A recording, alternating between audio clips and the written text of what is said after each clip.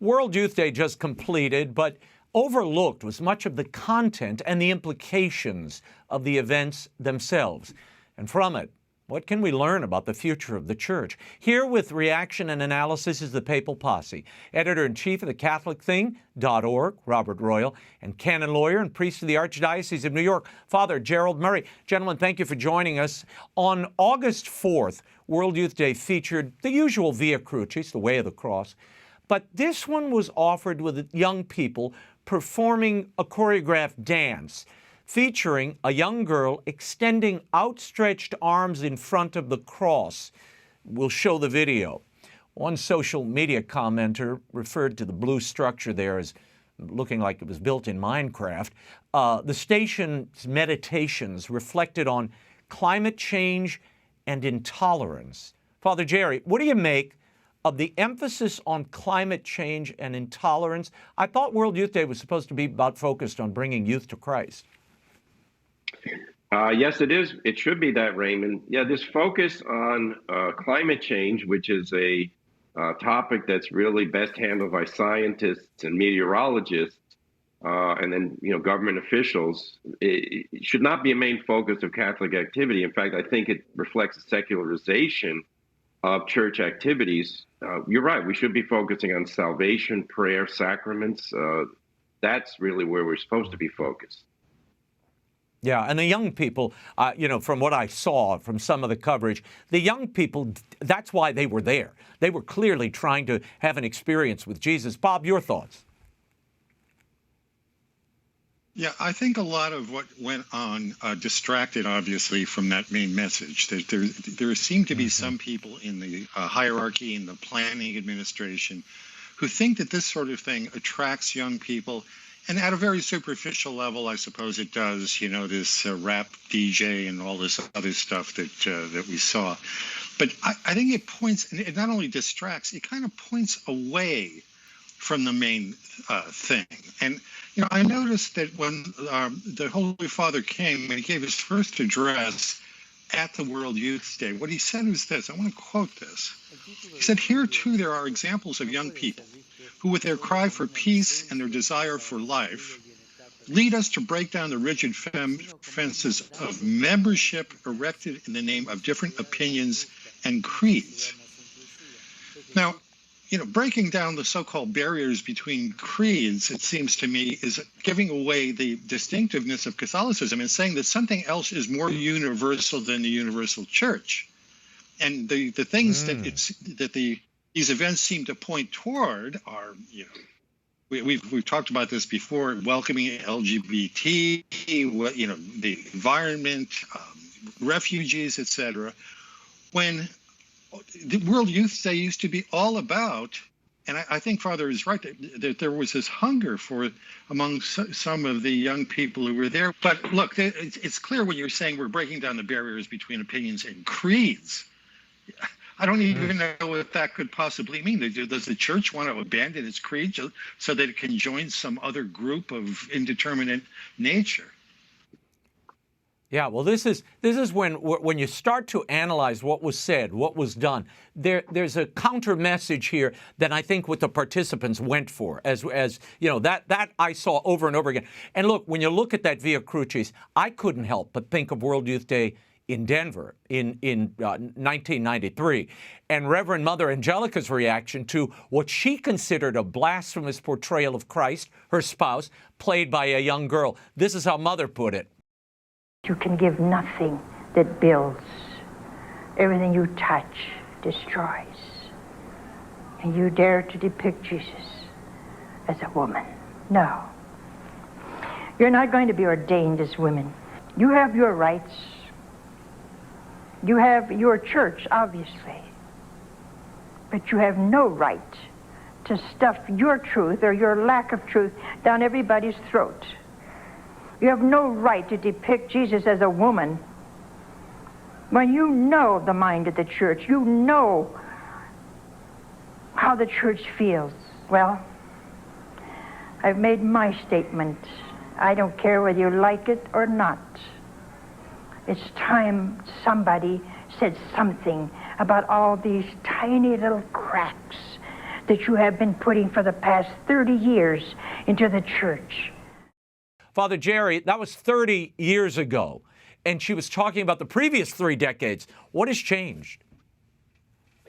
Well, some things have changed, but others haven't. And certainly, portraying a woman with her arms extended in front of the cross gives a kind of strange message, harking back to what Mother Angelica was talking about. I think Mother Angelica's point is profound about cracks, because that's precisely how things happen.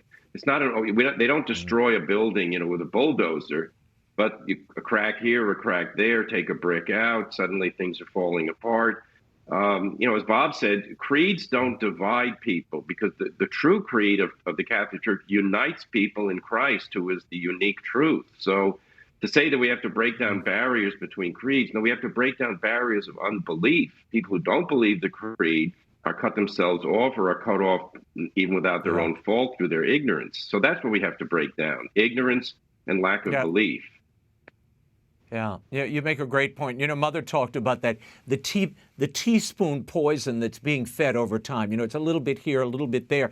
And look, we take a lot of abuse and attack because we point out what others ignore. They just don't talk about the reality and the depth of what's said and what's done at these events and their implications. But I'm sorry, our job is to shine light on the entire event, not just ignore the uncomfortable bits. Bob, before this year's World Youth Day, we reported on the Portuguese bishop who was hosting it. He said that the purpose of the event was not to evangelize. So honestly, why bother? Despite the fact that you saw all these moments of genuine holiness from the young people, adoration, where they had silence in the field and prayer. I mean, I do think the young people had a genuine experience despite the organizers' intentions. Yeah, certainly there are a number of them, and we tend to read the ideas and the doctrinal side of things, but if the experiences lead these young people eventually to a deeper understanding of Christ, if it attracts them to the church and holds them there for a while, and it won't play out for a long time. We can't tell what it's going to do. Right. But I worry about using these means, especially the contemporary music, which I find has a very different spirit than the Christian spirit by and large. I would say almost entirely.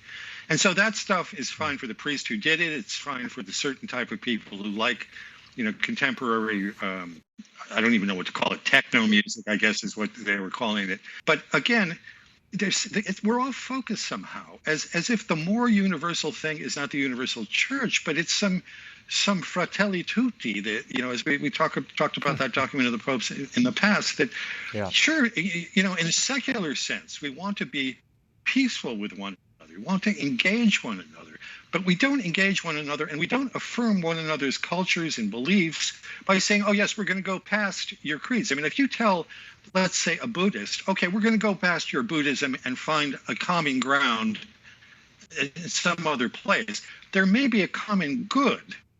Pursuing, I don't know, environmentalism or whatever worldly good is out there, that's possible. But this kind of going beyond creeds to some universality, it just seems to me it's not Catholicism. Yeah. If any theme dominated the papal comments, it was when Pope Francis affirmed that he included LGBTQ Catholics in his exhortation that everyone, todos, are welcome in the church. And the Pope then elaborated during his press conference on the flight home. Here's what he said. The church is open to everyone. And then there are rules that regulate life within the church. And someone who is inside and follows the rules cannot administer sacraments. This is to say, it is a simplified way, like you said. But this does not mean it is closed. Everyone meets God in their own way within the church, and the church is mother. It guides everyone in their own way. Father Jerry, while true, the church welcomes everyone, what do you think Pope Francis is saying here? I mean, he talks about following rules. Well, the rules, obviously, is the moral law in Revelation, that sodomy is a mortal sin. So the problem that homosexual people affirm the homosexual lifestyle has is that they want the Catholic Church to change the teaching. They want the Catholic Church to say that sodomy is good, that we're entitled to engage in it, and therefore the current rule has to go.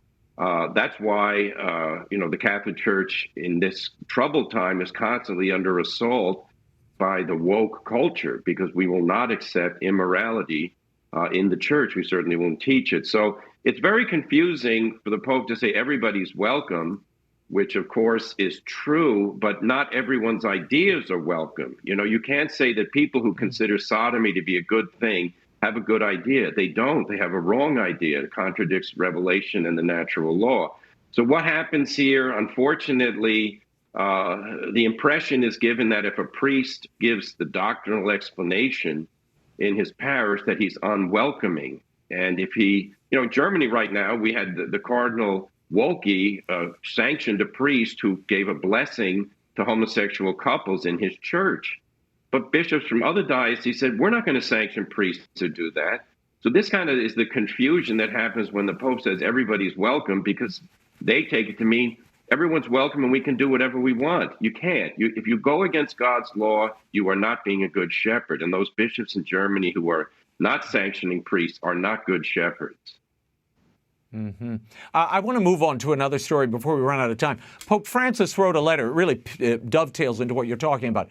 He wrote a letter to priests in the Diocese of Rome, where he echoed some of his favorite themes. Here's an example of what he had to say about spiritual worldliness. He says, spiritual worldliness, in fact, is dangerous because it's a way of life that reduces spirituality to an appearance. It leads us to be traitors of the Spirit, men clothed in sacred forms that in reality continue to think and act according to the fashions of the world. This happens when we allow ourselves to be fascinated by the seductions of the ephemeral, by mediocrity and habit, by the temptations of power and social influence, and again, by vainglory and narcissism, by doctrinal intransigence and liturgical asceticism, forms and ways in which worldliness hides behind the appearance of piety and even love of the church, but in reality consists in seeking not the Lord's glory, but human glory and personal well-being. Bob, I'll start with you on this one. How do you think the priests of Rome took that message and the priests around the world? Well, I was happy to see when I read the letter that he thanked the priests of Rome for the work that they did in the second paragraph of that letter. So that has not been a thing that we've heard a lot of from Pope Francis, and I know a number of priests who feel like all he ever does is criticize them. So, let's recognize that in any rate. But, the question that arises whenever I hear him talk about this is this the world that we live in? I mean, we're all Americans, and we're going to naturally read those sorts of things through the lens of our experience in the United States. But here in the United States, I mean, with all due respect to all the priests and bishops and et cetera out there, I don't know that being a prelate in the church today is all that prestigious a position. You come in for an awful lot of criticism. To even accept being named a bishop, you'd have to be very thick-skinned and be prepared to face a lot of difficulties. I don't know who all these people are that he keeps talking about who have this spiritual worldliness. Obviously, if we're going to be Pharisees and we're going to think of ourselves as all that, when in fact we all are sinners, that's a problem. And a priest, like any Catholic, ought to be aware of that. But the extent of this problem seems to me to be not as great as the Pope seems to devote to it on a regular basis. Maybe he knows something about the Diocese of Rome that I don't, but it seems to me most priests that I encounter when I'm in Italy are regular guys. They believe in things. And look, what does doctrinal intransigence mean? If you don't have doctrine that is firm, I'm not saying aggressive and you use it as a weapon, but that is firm, then it's not doctrine. And is there anything wrong with the aesthetic? Well, I mean, you can also obviously be crazy about aestheticism, but there's nothing wrong with aestheticism either.